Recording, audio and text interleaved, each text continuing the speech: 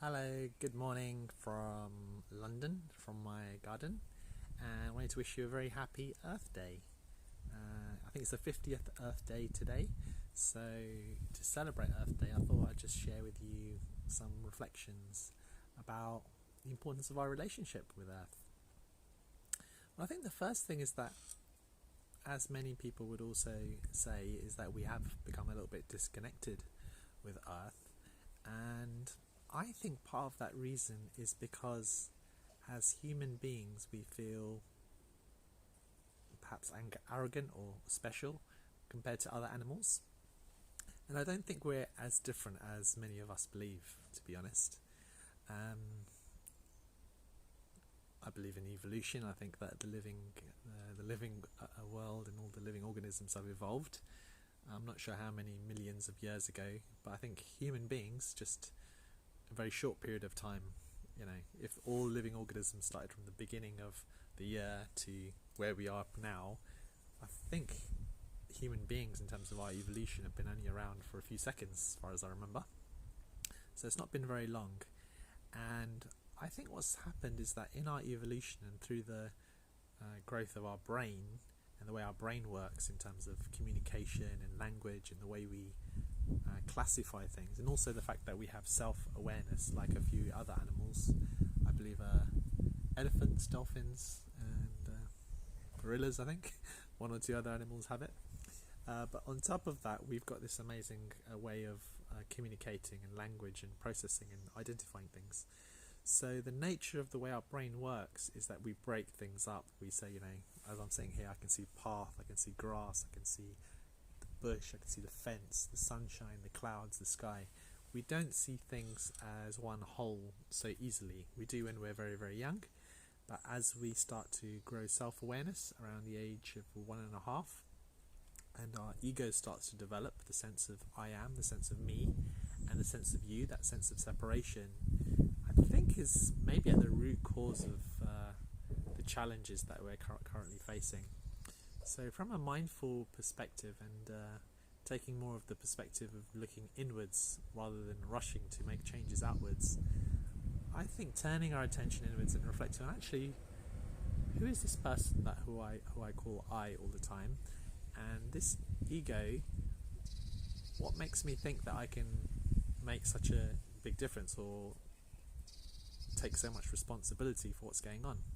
If you think about it, you didn't decide to be born, you didn't choose who your parents were, you didn't choose your genes, you didn't choose your early childhood experience, and you may have made some choices after that, but those choices that you made were based on your previous experience, right? Even the words that are coming out of my mouth right now, the things that I'm saying are based on thought, and that thought is literally popping into my head based on my previous experience, which quite a lot of which I didn't have control of. And so once we start to see that actually we're not so much in control of our decisions and our choices and our actions, we start to connect a bit more with nature. You may feel like, this is disempowering because I don't have as much choice or control as I thought I had. But actually it's the choice, I believe, that's the problem. That sense of, I am, that sense of, I can choose to do this, I can choose to do that, and separating ourselves through that way.